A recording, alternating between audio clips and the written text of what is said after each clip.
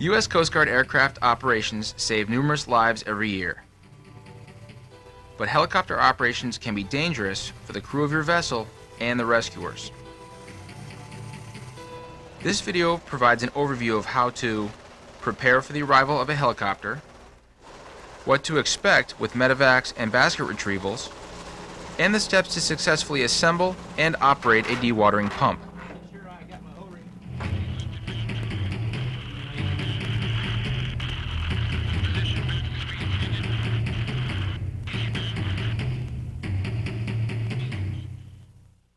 Aircraft are restricted in the time they can fly due to fuel limitations. Crew preparation is essential to permit the helicopter to stay on the scene long enough to deliver equipment or make an evacuation. There was 3.5 feet of water in the engine room. The gearbox, starter, alternator were all underwater. It was horrific. Water flying everywhere. Had to suppress a bit of fear and anxiety to just go jump in and do what had to be done. Crew members need an emergency plan or station bill of specific duties to prepare for helicopter arrival. Proper preparation and practice can mean the difference between the success or failure of an operation. And Cooper now from Coast Guard 6007, how do you read? Duties of the crew include communicating with the Coast Guard.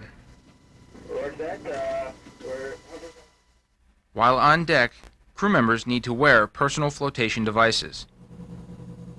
Preparing the deck by lowering antenna, booms, rigging, flagstaffs, and securing any loose gear. Positioning vessel into seas. Maintaining watertight integrity. Acting as a messenger between deck and wheelhouse. Hey skipper, gears on deck. Helicopter's leaving.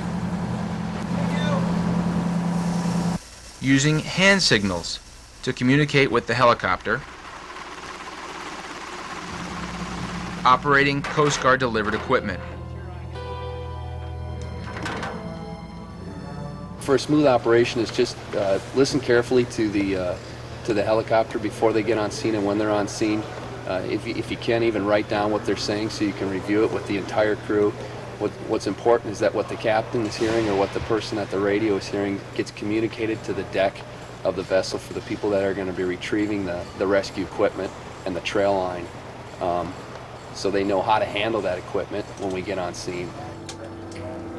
I'm calling the U.S. Coast Guard. U.S. Coast Guard, vessel Kupernoff, WSCX 2762, with a medical emergency. We've got a medical Contact the Coast Guard early with name, description, position, on-scene weather, number of people, and nature of problem.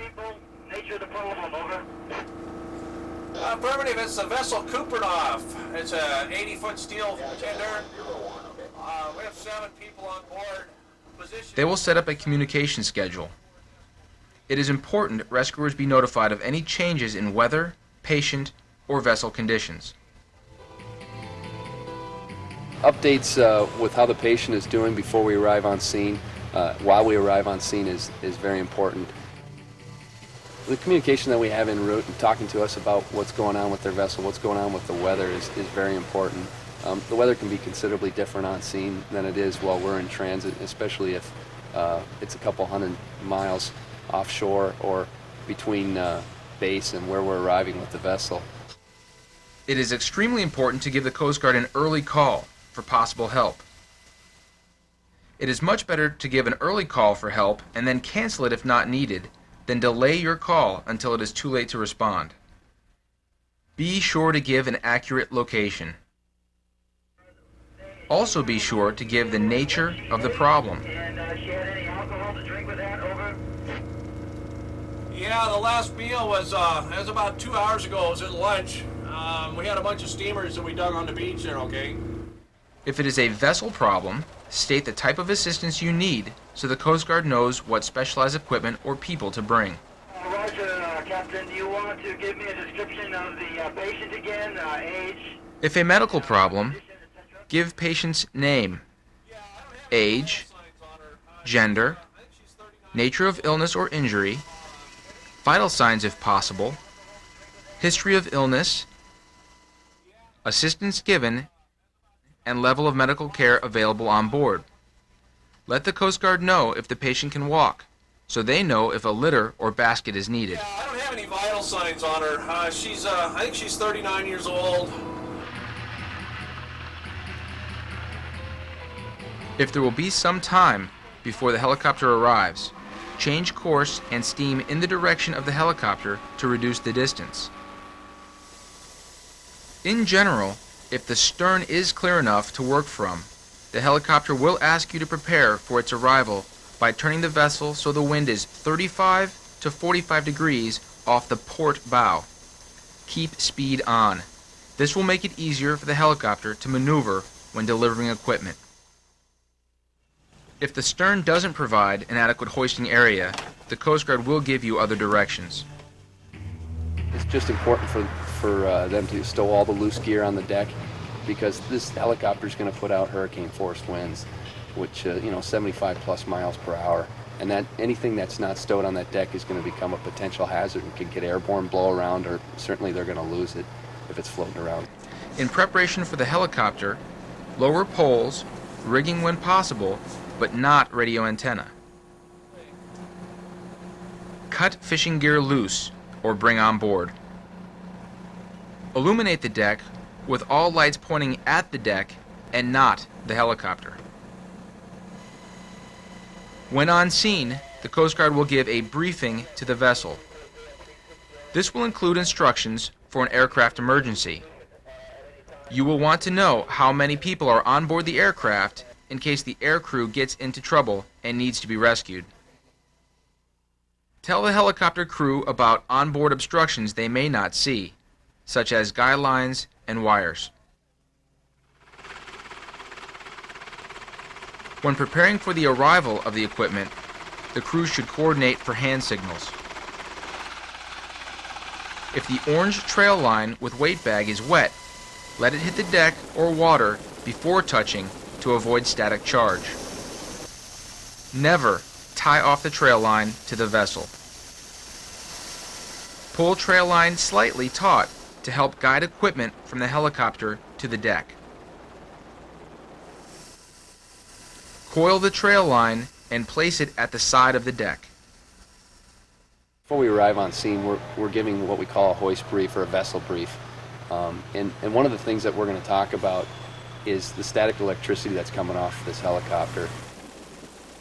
Be sure the delivered equipment touches the deck first to avoid possible shock from static charge. Keep rescue equipment and cables in front of you at all times to avoid entanglement.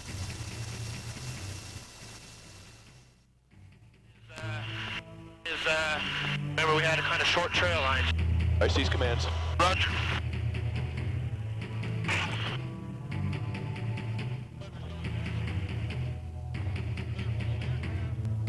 The Coast Guard performs many medical evacuations, or medevacs, every year.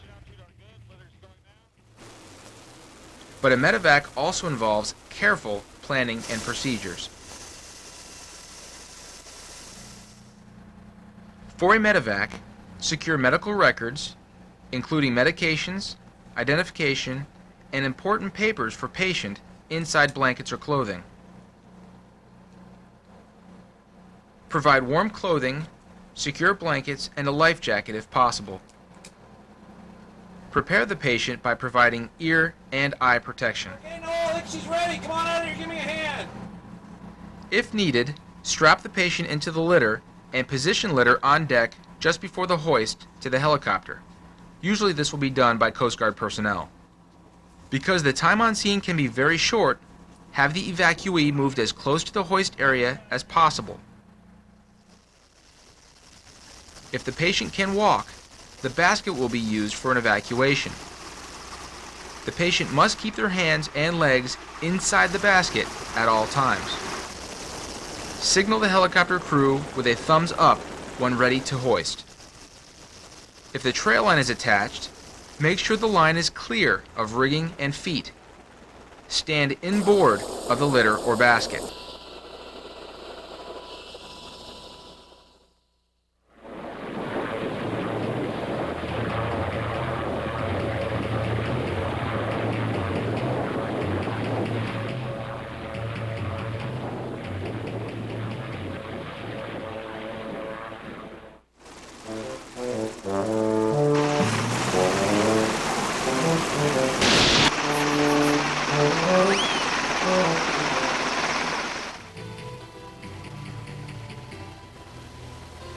An effective basket retrieval can be accomplished from the water or the deck.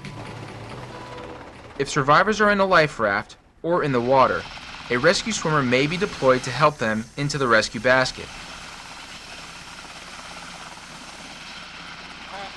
Assistance on deck also may be needed due to spray, illness, injury, hypothermia, or fear.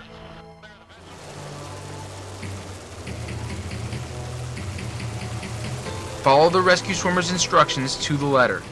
They are highly trained for this type of work. When they come down, they just tell you what's going to happen, and they're going to tell you what to do. You know, so that there's no question.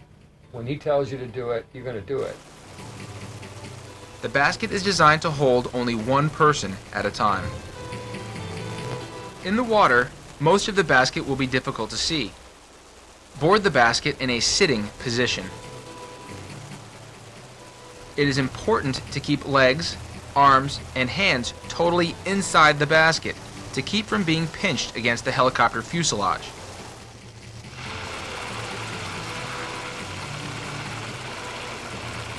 Once the basket is next to the helicopter, you will be turned so you are facing outboard for proper weight distribution and then brought into the aircraft.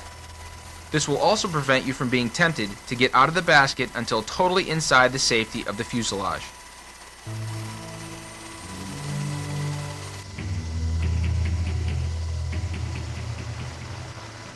The Coast Guard may also rescue individuals by physically grabbing the victim or by using a rescue strap, but always with the help of a rescue swimmer. Try to relax and listen to the rescue swimmer's commands.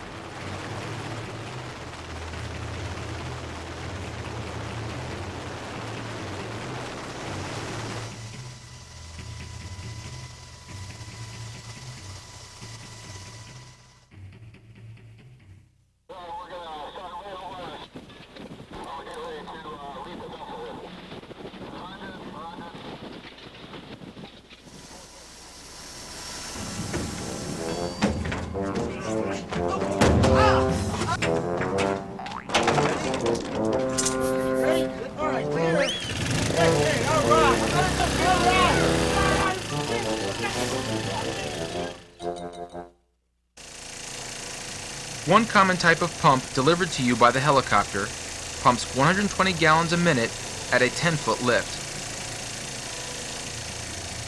That is about enough to keep up with a 2.5-inch hole 1 foot below the waterline. These pumps are inspected every 30 days to make sure everything is there and working properly.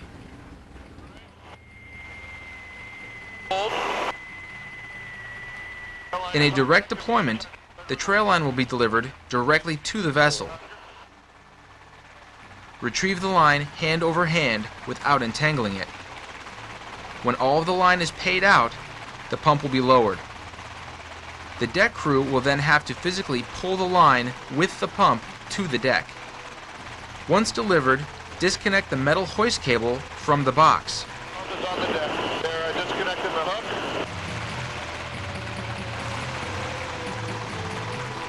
The helicopter will then back off to a safer location. Hook is in the cabin, hoist complete.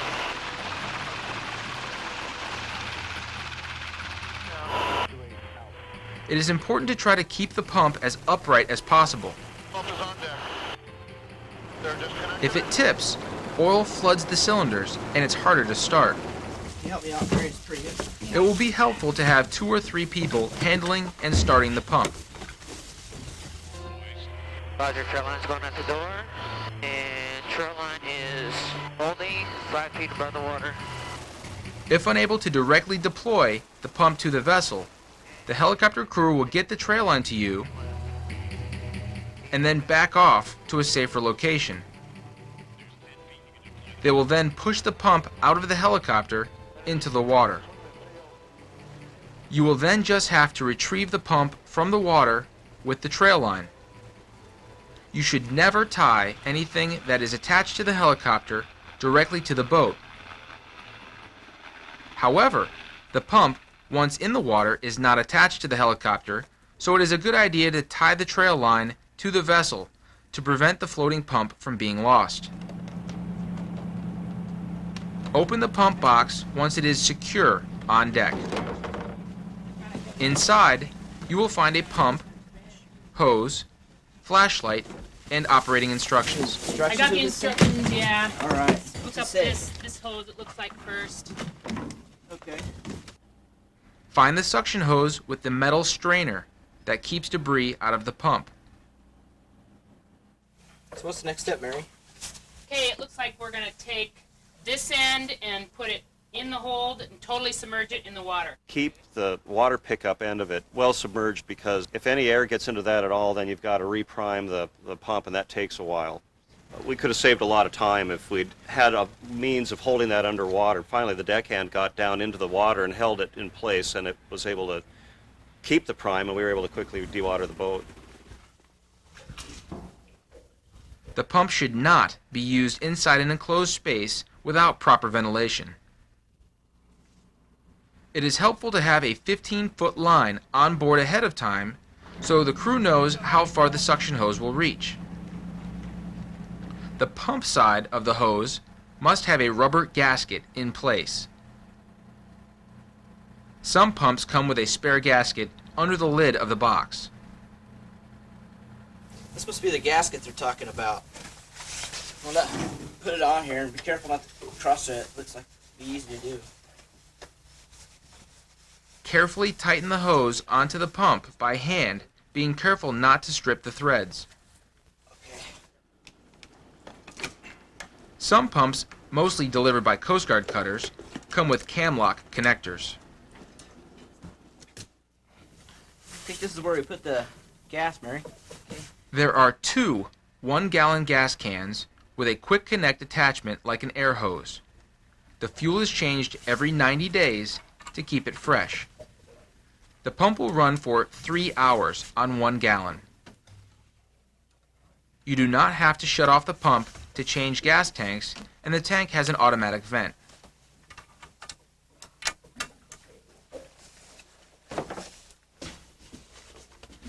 The discharge hose is 20 feet long and already connected to the pump. On the far end is a check valve with a metal core covered by a rubber housing. This prevents too much back pressure from being released from the pump so it doesn't lose its prime. Do not cut off the end of the hose. The pump has a priming handle which must be used until water is seen coming from the discharge tube. However, the end of the suction hose must be completely submerged to work effectively. The throttle is preset on most pumps.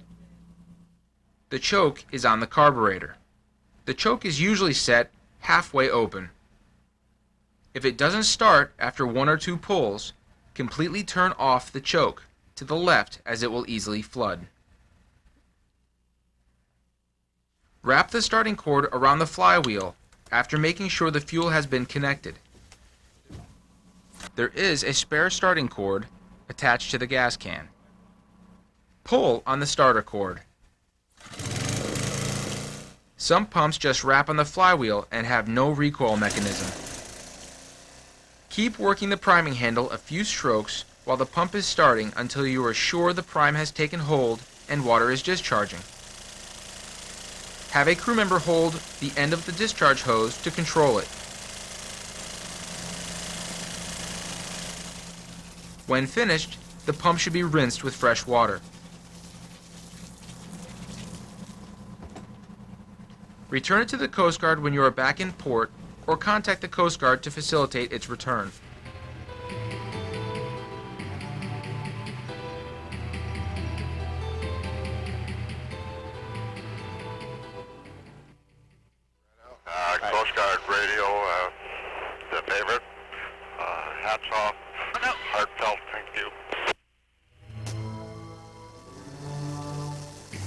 Helicopter operations are an extremely efficient way to rescue mariners who are great distances from help. However, the more familiar you are with what to expect, the greater the chances of a successful and safe rescue. You just never know how it's going to go when you arrive on scene, even with really good communication. It's really gratifying when that mission or that hoist is complete and you're heading back in with that patient and or the ability to help that vessel out. We figured that boat was indestructible. You know, it just didn't seem like anything could ever happen to it. But definitely it did. And we were prepared, so it worked. The training for us was so valuable. We knew what to expect. I mean, we had it so recently that everything that happened was exactly the way we were told it was going to be. That's probably the most important thing, to get the training and believe in it, and then trust it, because it's what's going to happen. It's how it's going to be. Is the boat going? It's going. Don't worry. So what do you think, guys? We're all together and we're not leaving anybody. Yeah, helicopter. Chop helicopter. All right, man. Having a good understanding of helicopter operations can mean the difference in saving your vessel, your own life, or that of your crew. This will be another underway litter delivery with trail line. Roger. Okay, I'm not afraid to go down there. It's just, alright. I'll just hold it. I'll hold it about 70 feet. This is not muted. I got plenty of references. I can go whatever altitude you want.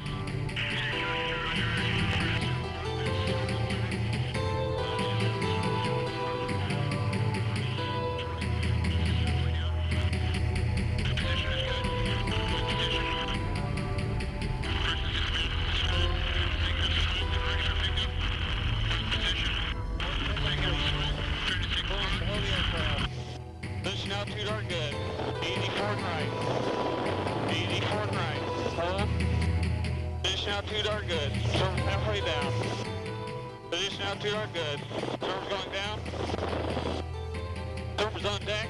Server's disconnected from the hoist hook. Hoist hook's clear. That's all you're clear to the back and left. Clear. Your position altitude are good. Litter's coming up.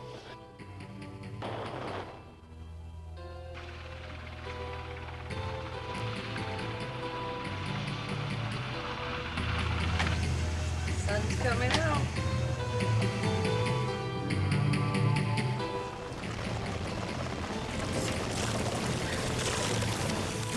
Irene is sinking.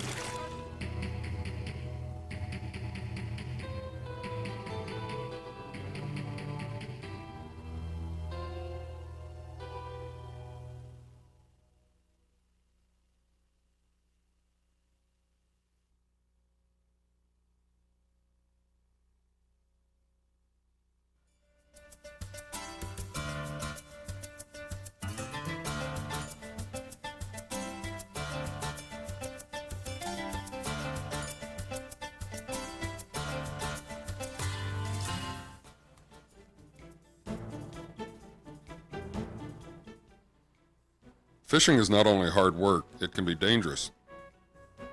Every year fishermen die when their boats catch fire, take on water, or capsize. Others die when they fall overboard and can't get back. If you leave survival to chance, you often leave your livelihood and your family to chance as well. Survivors take nothing for granted.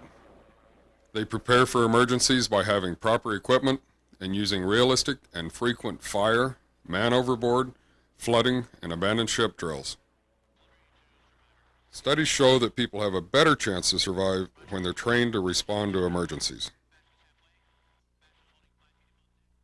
Other industries use regular safety training drills to prepare for accidents. There's a direct relationship between recent training and survival. Without practice on how to react to emergencies, people have several tendencies. At first, we tend to do the wrong thing or to do nothing at all. This can't be happening to me.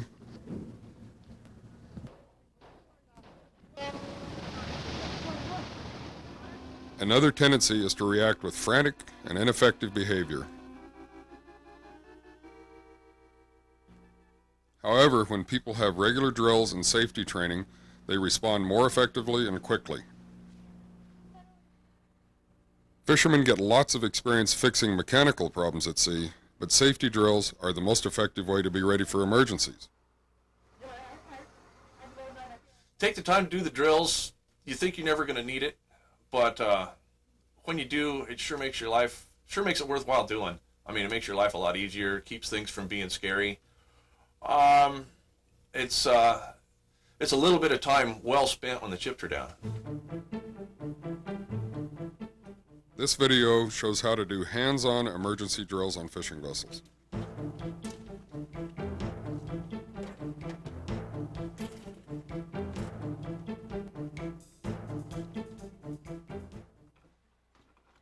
It is divided into 4 parts so you can stop and discuss it with your crew, then practice one drill before actually moving on to the next.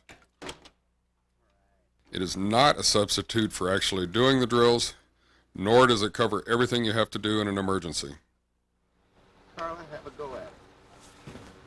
You need to practice procedures that will work for your crew on your vessel.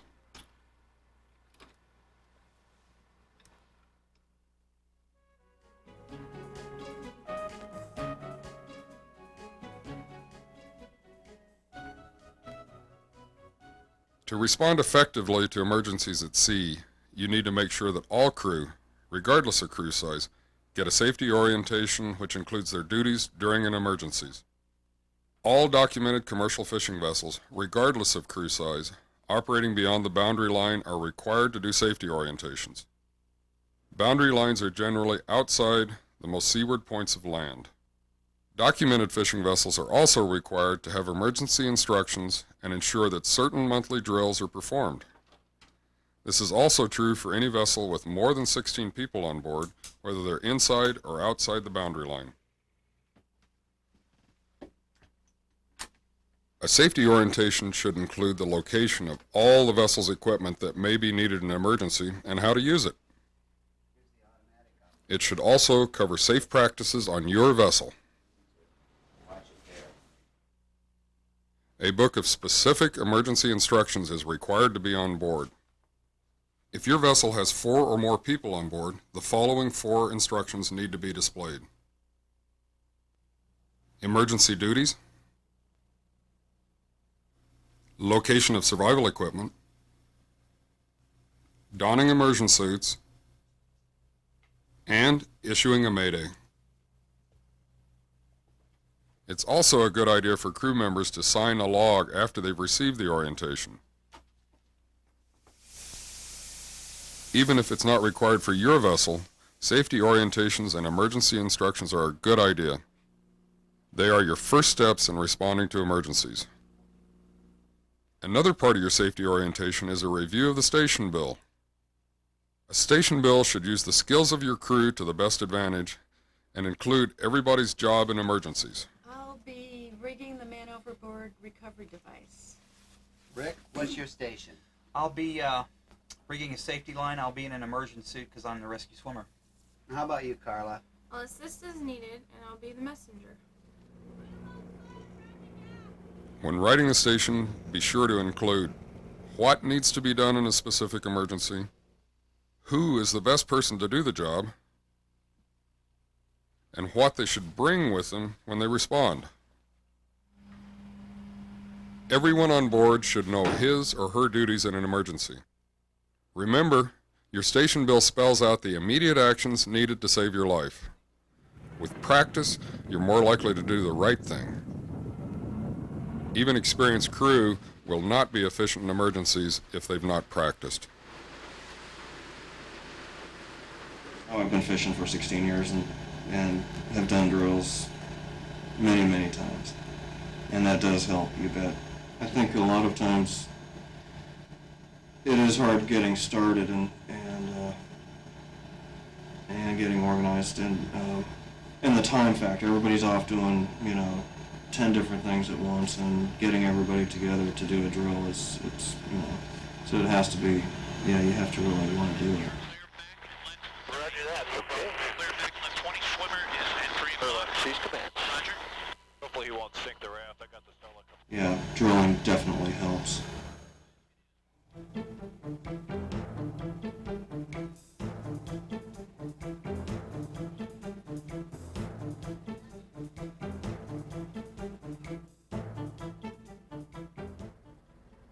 The master must ensure that 4 drills are conducted at least once a month by someone formally trained in how to conduct emergency drills on fishing vessels. The drills are fire on board, recovering a person from the water,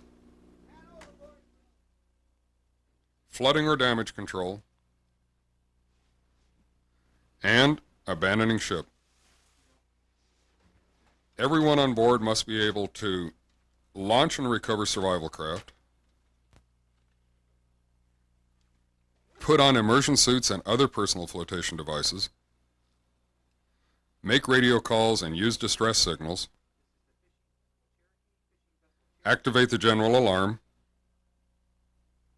report inoperative alarm and fire detection systems, and put on self-contained breathing apparatus if required. Drills don't have to be tedious, but to be effective, they should be realistic. Keep them interesting and true to your vessel. Use emergency scenarios from your own and others' experience. Spontaneous.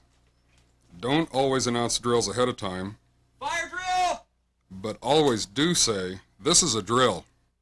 Do them under different circumstances, day and night, calm and moderate weather. Hands-on. Practicing with equipment is the most effective way to learn how to use it right. When the chips are down, your crew will remember a lot more of what they've done than what they've heard. You're trying to build muscle memory or automatic responses. To be effective, drills should be progressive. Start with a simple drill. Once your crew has experience, you can create more complicated scenarios. Build their confidence and then throw in curves to make the drills more challenging. Be safe. Don't endanger the crew during drills. No running. Guard open hatches. Ensure no one does anything to hurt themselves or others. Build teamwork. All hands, including the master, should practice in the drills. Cross-train so everyone knows each other's jobs. Drills should build teamwork in your crew. Be positive. Drills can be a welcome break in your crew's routine. Make the drills fun.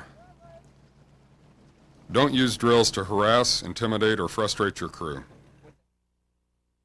Debrief. Drills should end with a debriefing. This is a chance for everyone to speak up and improve the station bill as needed. Log the drill. After the drill, complete a written log entry with the date and the participants.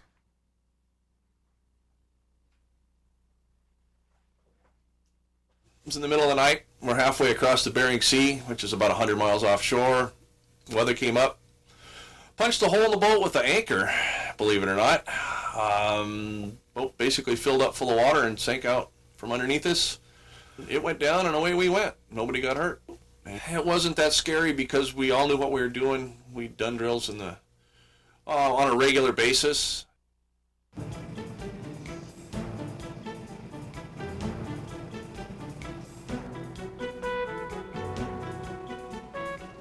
Now let's go through the 4 required drills. Drill 1, fire.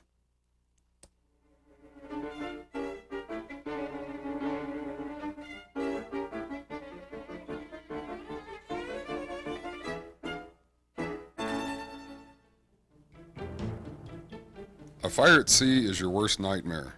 It can expand 25 times in the first minute and 100 times in the first 2 minutes. At sea, your crew is the only fire department. For drills, use a red rag or strobe lights, or even a cardboard sign to simulate smoke and flames.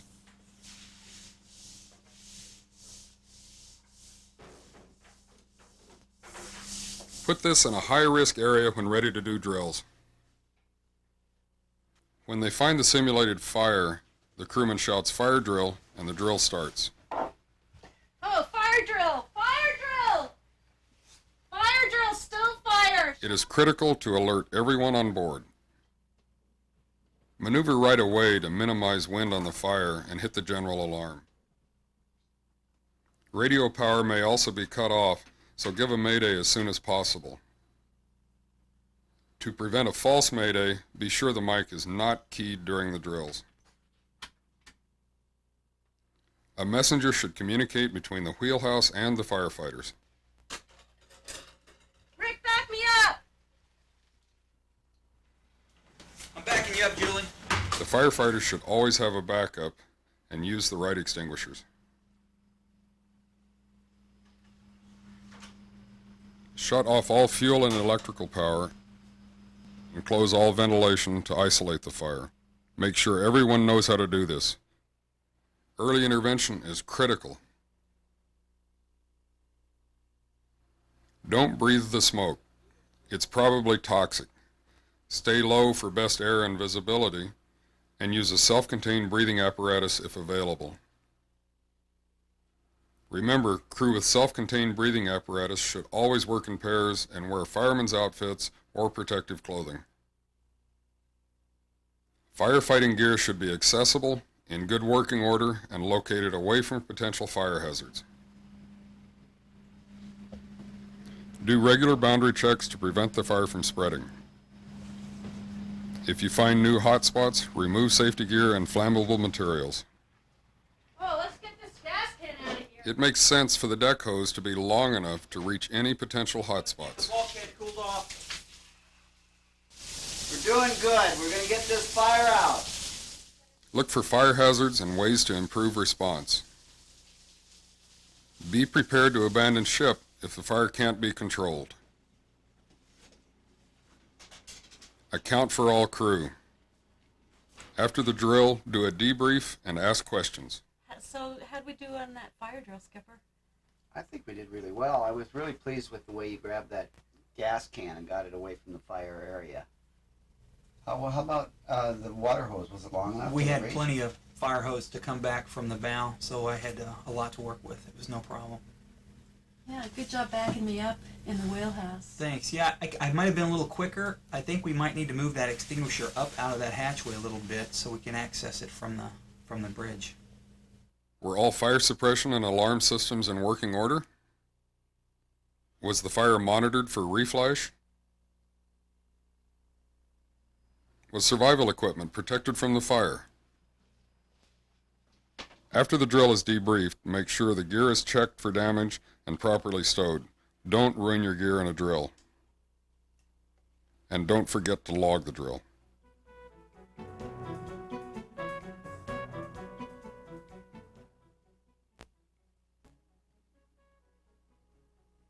Drill 2, man overboard.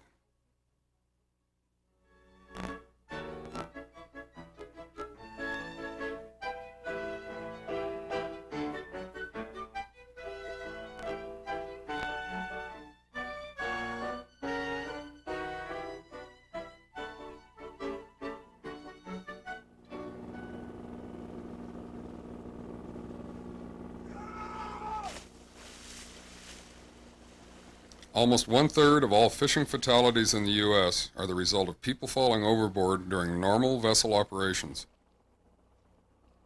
Rarely are they wearing a life jacket.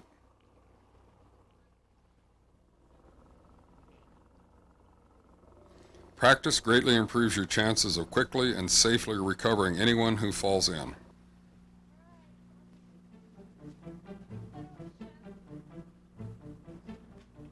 There's no sense taking risks just for a drill. Start the drill by throwing a buoy, a milk crate, or anything that floats overboard. Man overboard drill, starboard side. Keep your eye on that milk crate and keep pointing.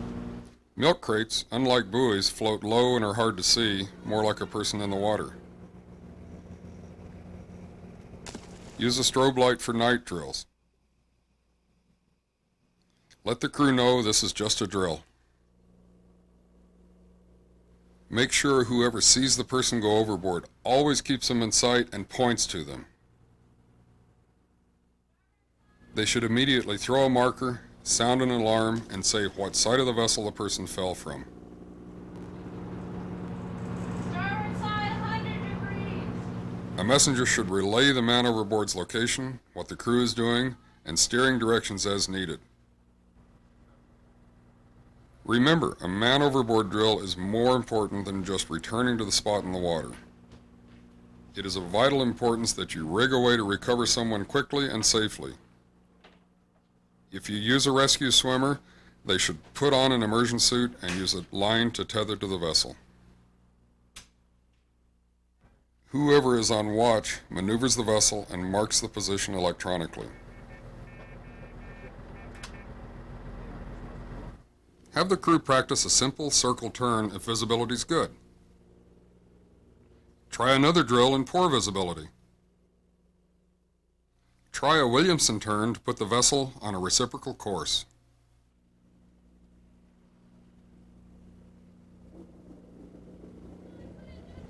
I'm gonna grab a gap.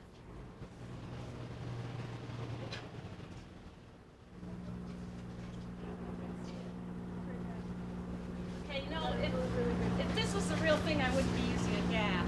I'd be using the knife sling. It's right over here. After you've finished the recovery, it's time to debrief.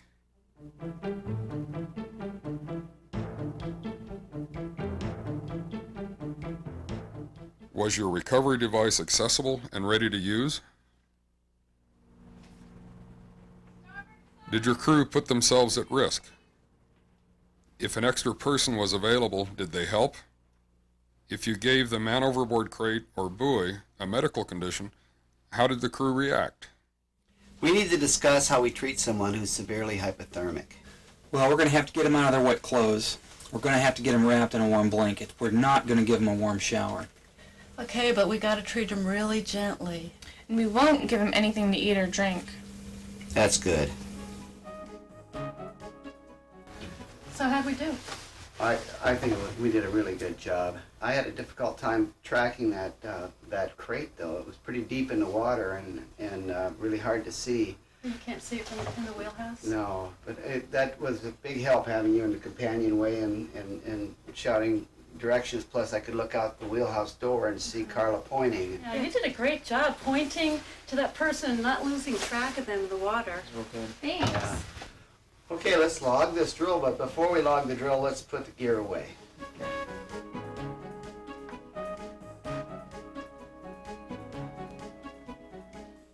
Remember, a drill is not over until it's debriefed and logged.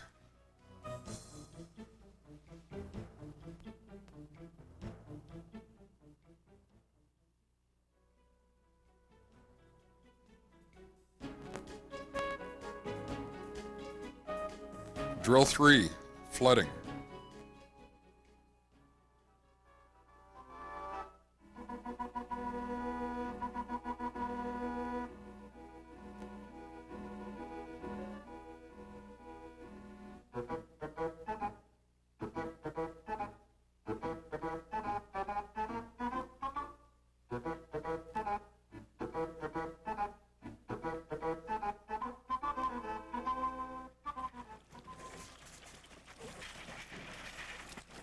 Flooding is common at sea, and it happens quickly.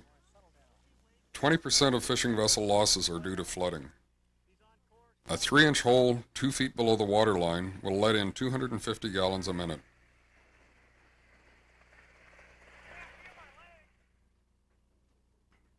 One way to start a flooding drill is to place a piece of cardboard with the word flooding on it in a location such as the bilge or lazarette. When the crew finds the sign, the drill starts. This will also reinforce the idea of regularly checking these spaces.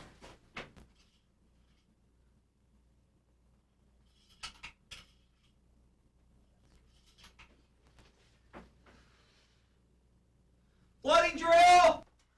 We've got a flooding drill! You could also start the drill by testing the general and high water alarms. Mayday, mayday, mayday. Make a simulated call for help on the radio. Got a flooding problem. Quickly find ways to plug the hole with whatever's available to slow the rate of flooding. Every vessel should have a damage control kit. Your crew should know where all through-hull fittings are located. Close watertight hatches. Pump the water out. Everyone should be able to operate the dewatering pumps, whether your own or delivered by the Coast Guard. This is the time to make sure your own pumps work. If you use gasoline pumps below decks, be sure to vent all carbon monoxide. Use all extra pumps and even buckets to dewater. Beware of entrapping people. Do whatever you can to improve stability and watertight integrity, including tossing fish and gear overboard, clearing freeing ports, limiting free surface effects in tanks and on deck, and maneuvering into the seas. Prepare survival equipment in case you have to abandon ship. As with all drills, you should debrief. Talk about how the drill could have been better and discuss operations of pumps or other safety gear. Well, how do you guys feel the flooding drill went? Oh, I think it went great this time. It was nice to have everything in one place in that DC kit so we could get at it. You know, I think we should get a socket driver that's exactly the right size for the hose clamps. Oh, that'd be a good idea, yeah. How about some of that underwater epoxy? Oh, that would be nice. That would be real nice. One thing about the dewatering pump, the hose needs to be a little bit longer so we can get it all the way down into the bilge. All hands should participate in the drill, and don't forget to log it.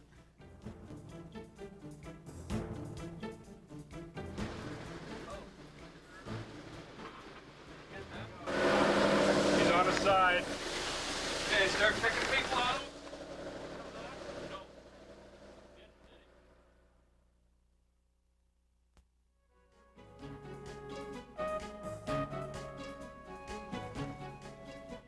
Drill 4, abandoned ship.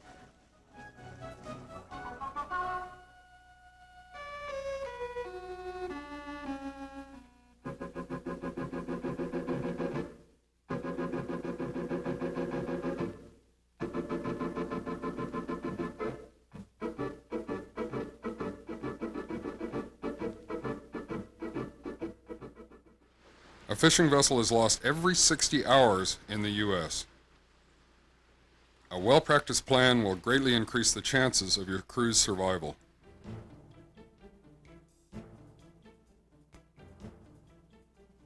Let your crew know that this is a drill. Abandoned ship can also be done as an extension of the fire or flooding drill. Abandon ship drill! Get your gear now!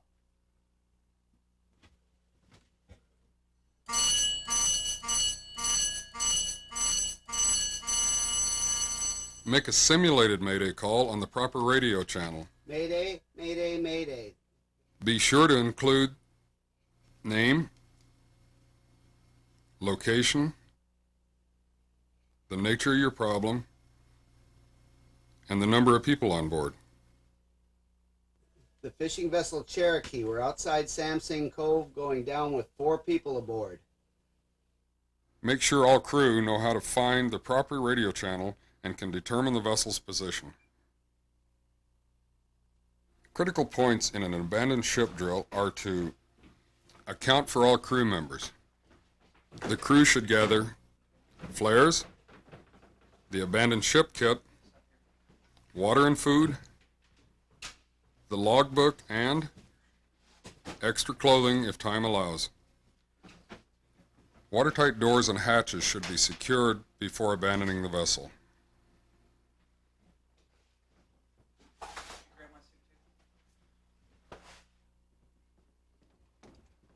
Everyone should be able to get into the right-sized immersion suit in 60 seconds or less.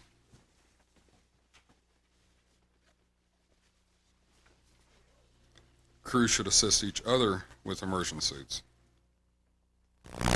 Different sized immersion suits should be easy to identify, even in the dark. Life rafts are usually mounted where they fit, not where they're most accessible.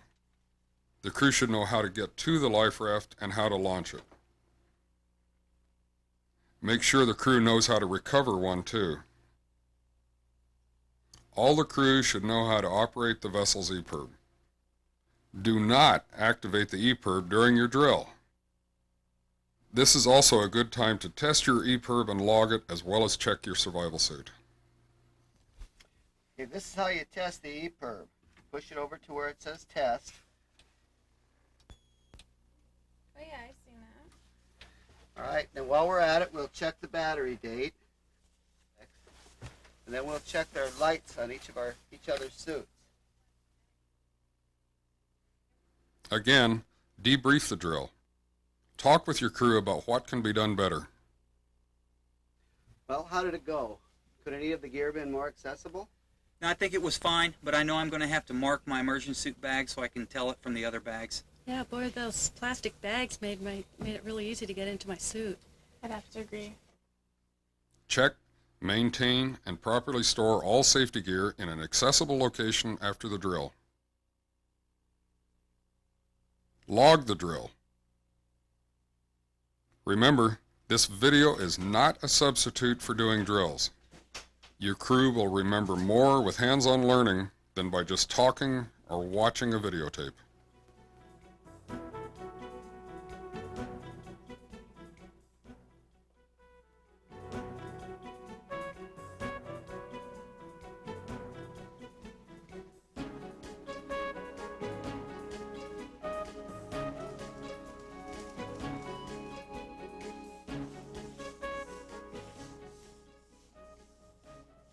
After your crew is experienced, effective drills take only an hour to an hour and a half a month.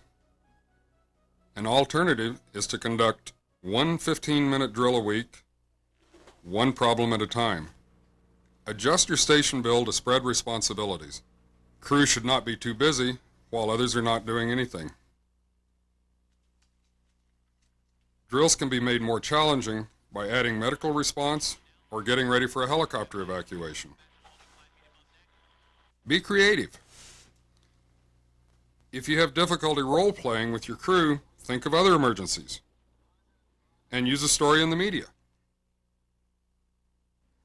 Remind your crew that just like fishing, survival requires a team, and the better your team, the better your chance of beating the odds. Pay attention to what you're learning because it could save your life. One thing I would have done, and I was thinking about this, is gone through a more intensive drill on everything. I don't know that you can ever fully anticipate everything, or nothing is ever, it's never going to be exactly the same as you drill it. I don't think.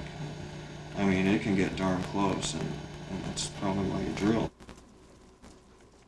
You never know how your day is going to end. Prepare for the unexpected by practicing for the unexpected. Go ahead and do the drills. It'll save you a lot of chaos later.